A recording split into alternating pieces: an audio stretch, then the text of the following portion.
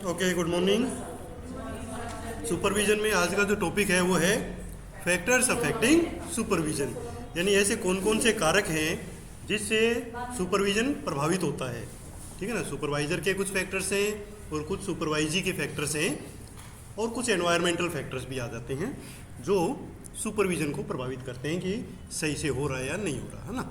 तो क्या वो फैक्टर होंगे या हो सकते हैं, उनको हम आज डिस्कस करेंगे।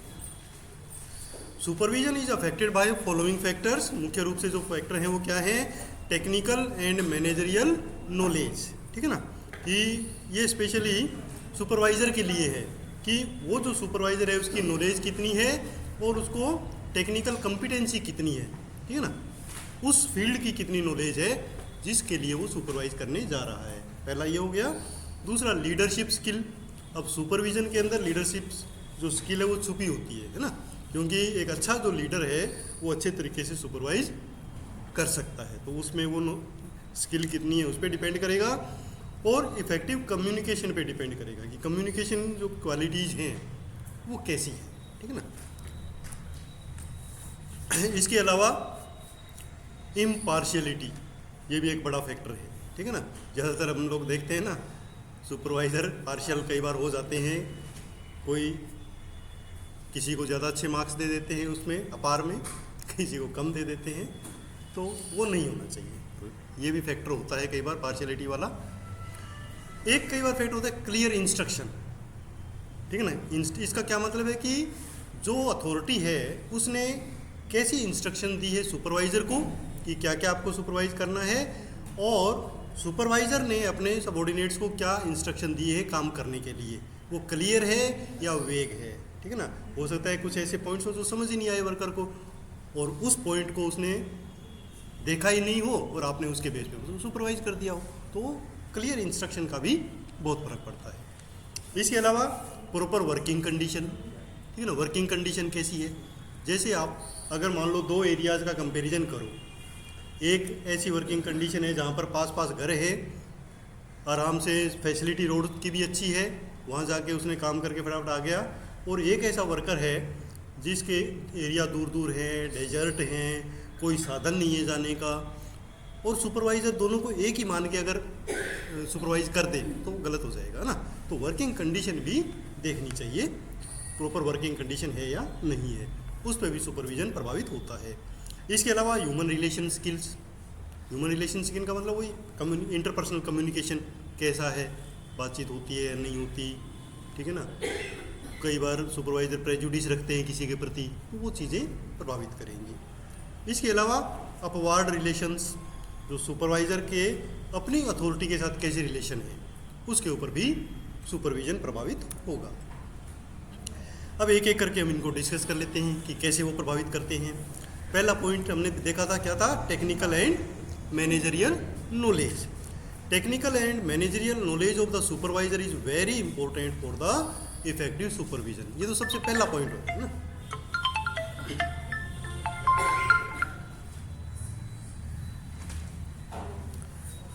तो सुपरवाइजर का उस फील्ड के साथ कितना जुड़ाव है और उसकी कितनी नॉलेज है जिसके वर्कर्स को वो सुपरवाइज करने जा रहा है, उस पर बहुत ज़्यादा डिपेंड करेगा।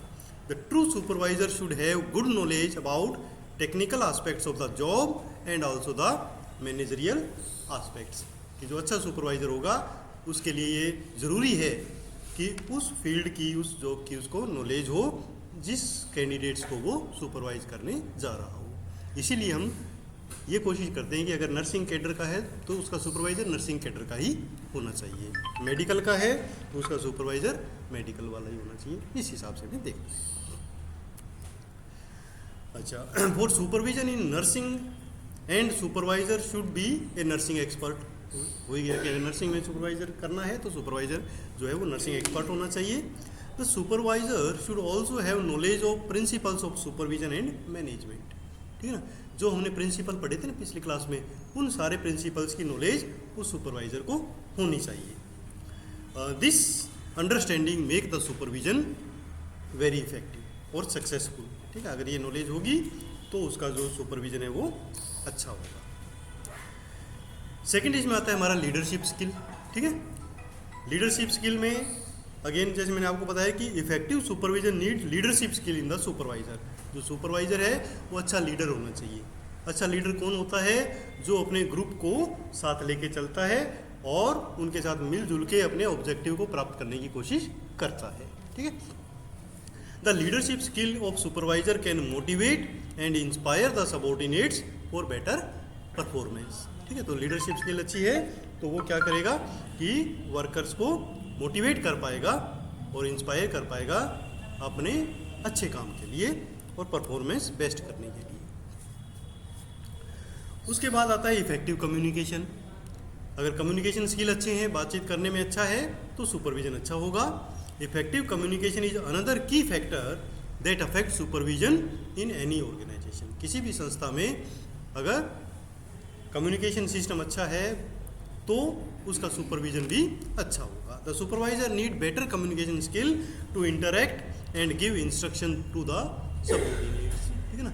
अगर हमारा आपस में कम्युनिकेशन अच्छा है तो हम बहुत ही बेटर तरीके से हमारे सबऑर्डिनेट को इंस्ट्रक्शन दे पाएंगे, समझा पाएंगे कि काम एक्चुअली करना क्या है और हम क्या क्या चीज़ उसमें ऑब्जर्व करेंगे। ठीक है। तो क्लियर इंस्ट्रक्शन होगा। आपस में जो सबऑर्डिनेट हैं वो भी बिना किसी डर के क्वेश्चन पूछ पाएंगे बातचीत करके, और जो ऑब्जेक्टिव है उनको समझ के और पूरा कर पाएंगे। ठीक है ना। तो कम्युनिकेशन स्किल बहुत इंपॉर्टेंट है। उसके बाद इम्पार्शियलिटी, ये सबको पता ही है। इम्पार्शियलिटी का मतलब क्या है? भेदभाव नहीं होना चाहिए ना, सारे वर्कर हमारे लिए एक जैसे होने चाहिए। Effective supervision is always based upon impartiality. ठीक है ना। इम्पार्शियलिटी के ऊपर ही बेस होना चाहिए। The supervisor should be impartial and fair in dealing with the work of the individual in organisation. तो किसी भी संस्था में जो भी सबऑर्डिनेट काम कर रहे हैं उनके प्रति, सबके प्रति सेम भाव से उसको सुपरवाइज करना चाहिए कि काम किस हिसाब से कर रहा है। ठीक है ना। दोस्ती दुश्मनी वो अलग रख के अपना सुपरवाइज करें। Impartiality create trust between the subordinate and supervisor. और अगर इम्पार्शियलिटी होती है तो सारे जो सबऑर्डिनेट्स हैं वो उसके ऊपर, सुपरवाइजर के ऊपर ट्रस्ट करते हैं कि ये जो डिसीजन लेंगे वो सही होगा, है ना। क्लियर इंस्ट्रक्शन, ये तो हम बार बार पढ़ चुके हैं कि जो भी काम करना है उसके इंस्ट्रक्शन ऊपर से क्लियर आने चाहिए कि ये आपको एक्टिविटी इस प्रकार से करनी है। Clear and complete instruction help to maintain effective supervision in the organisation. ठीक है। इफेक्टिव सुपरवाइजन होगा क्लियर इंस्ट्रक्शन से।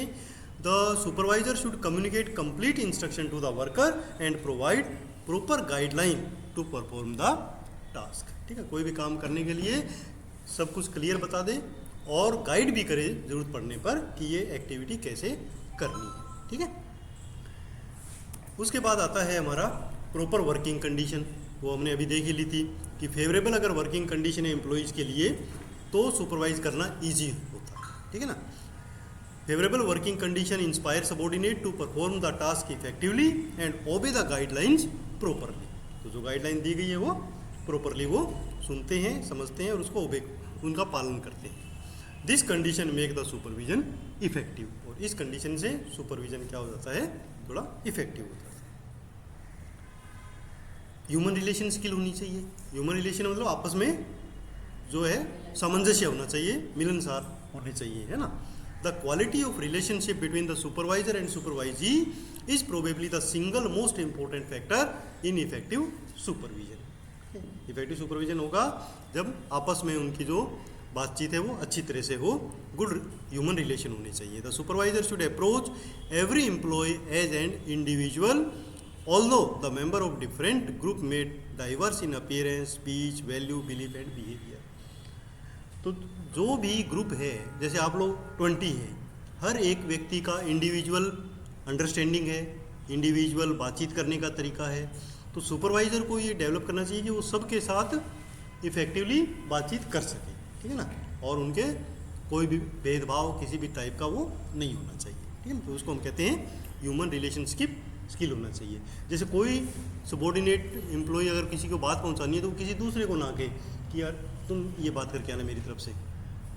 उसको इतना रिलेशन सुपरवाइजर के साथ हो कि डायरेक्ट वो जाके अपनी बात उनको कह सके। ठीक है ना। तब ये होगा कि इनके रिलेशंस अच्छे हैं पूरे ग्रुप में और इफेक्टिवली आप उनको सुपरवाइज कर पाएंगे। अब एक अपवार्ड रिलेशन होता है। अपवार्ड रिलेशन जैसे मतलब जो सुपरवाइज़र है उससे जो ऊपर है अथॉरिटी, उसके सुपरवाइज़र के साथ रिलेशन कैसे हैं वो भी आपके सुपरविजन को प्रभावित करेगा, ठीक है ना। To ensure good quality of supervision the supervisors upward relationship must be well established, which means to say that the supervisor should be regularly allowed to present their view and suggestion to the top executive in regard to the personnel and their work performance, for which the top management must pay adequate attention. तो इसका मतलब क्या हुआ कि जो supervisor है उसका अगर रिलेशन अपने अथॉरिटी के साथ अच्छा होगा तो वो भी खुल के अपने वर्कर्स की प्रॉब्लम्स और परफॉर्मेंसेज को बता पाएगा। अगर अच्छे रिलेशन नहीं है तो कई चीज़ें वो हाइड कर जाता है कि कहीं मेरे को ही डांट पड़ जाए, है ना। तो इसलिए अपवार्ड रिलेशन अगर वर्क सुपरवाइज़र के अच्छे हैं तो आपका जो सुपरविजन है वो इफेक्टिव होगा। अब एक क्वेश्चन ये अलग से आ जाता है, ठीक है ना, 5 नंबर का, कि what are the quality of a good supervisor. कई बार ये आया हुआ है कि एक अच्छा सुपरवाइज़र है उसकी क्वालिटीज़ क्या होती हैं। तो इतना जैसे हमने पढ़ा तो उसमें काफ़ी ये पॉइंट आ चुके हैं ऑलरेडी हमारे पास, कि पहला तो है कि the supervisor should possess forcefulness, integrity and firmness in nature. कि जो अच्छा सुपरवाइज़र है वो उसकी जो प्रकृति है वो कैसी होनी चाहिए, उसकी इंटीग्रिटी अच्छी होनी चाहिए, फोर्सफुलनेस होना चाहिए मतलब काम करने की इच्छा होनी चाहिए, और इंटीग्रिटी होनी चाहिए, फर्मनेस होनी चाहिए। इंटीग्रिटी का मतलब है कि सत्यनिष्ठा होनी चाहिए उसकी, ठीक है ना, काम करने की पॉजिटिविटी होनी चाहिए, तब वो अच्छा सुपरवाइज़र होगा। The supervisor should be fully aware of the job and rules and regulation. और जो सुपरवाइज़र है उसका जो भी रूल होते हैं उस जॉब से संबंधित जिसके लिए वो सुपरवाइज करने जा रहा है उनके सारे रूल्स उसको पता होना चाहिए, और उसकी नेचर, उस जॉब की प्रकृति उसकी पता होनी चाहिए कि उसमें एक्चुअली वर्कर को करना क्या होता है वो पता होना चाहिए। The supervisor should also be aware of existing situation. ये स्पेशली हम लेते हैं वर्क कंडीशन के रूप में, कि जो वर्क कंडीशंस हैं उसकी सिचुएशन है उसका भी उस वर्क सुपरवाइज़र को अच्छी तरह अवेयर होना चाहिए कि वर्कर इसमें कितना परफॉर्म कर पाएगा, है ना। उसके हिसाब से आपको अच्छा supervisor should also be aware of existing. Forcefulness का मतलब होता है कि काम करने की इच्छा, ठीक है ना, कि अच्छा उसमें जोश होना चाहिए कि वो इफेक्टिवली काम कर सकता है। इंटीग्रिटी का मतलब होता है कि सत्यनिष्ठा। सत्यनिष्ठा का मतलब होता है कि ईमानदारी एक प्रकार से वो होनी चाहिए काम करने में। फर्मनेस मतलब स्ट्रेंथ, स्ट्रॉन्ग, कि कोई भी अगर डिसीजन लिया है तो ऐसे नहीं कि बिन पेंदे का लोटा टाइप हो कि कभी इधर की बात सुन ली तो इधर हो गया, इधर की बात होगी तो इधर हो गया, है ना। स्ट्रॉन्ग होना चाहिए। तो ये उसकी क्या है, क्वालिटीज़ हैं गुड सुपरवाइजर की, है ना।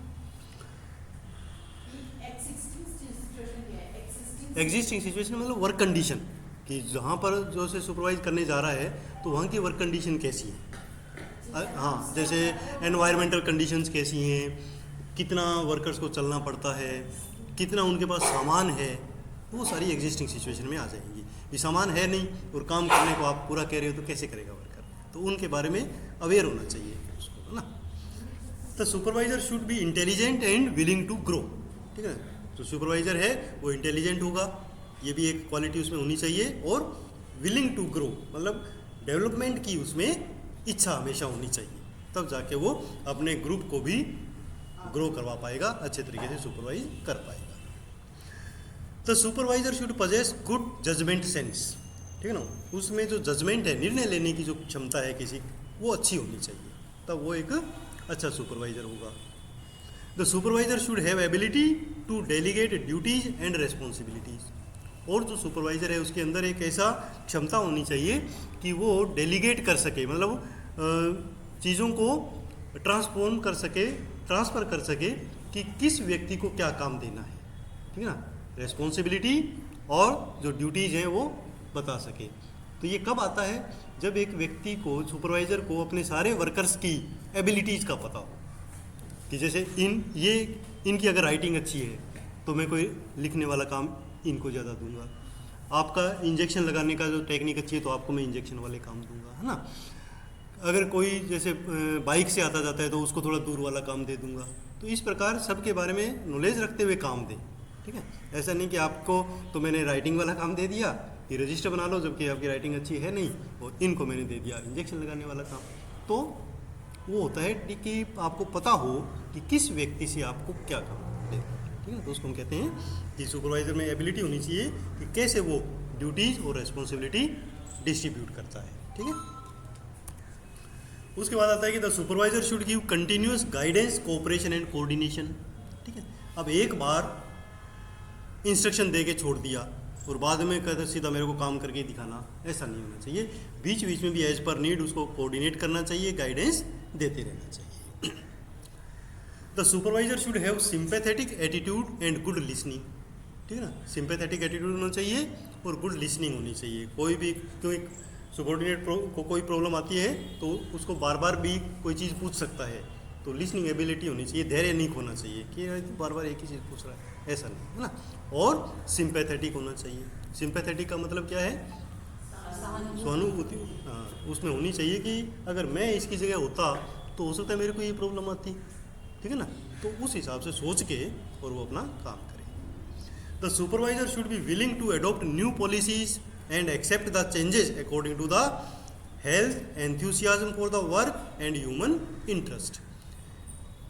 जो सबॉर्डिनेट्स हैं उनकी आज की हेल्थ की कंडीशन क्या है, उनमें काम करने का एंथुसियाज्म कैसा है, ह्यूमन इंटरेस्ट कैसा है काम करने का, उसके हिसाब से थोड़ा बहुत चेंज करने का भी विलिंग होना चाहिए सुपरवाइजर। ऐसा नहीं कि बिल्कुल स्ट्रिक्ट होना ठीक नहीं है ना। तो चेंज करने की, अडेप्ट करने की एबिलिटी होनी चाहिए अपनी पॉलिसीज़ को।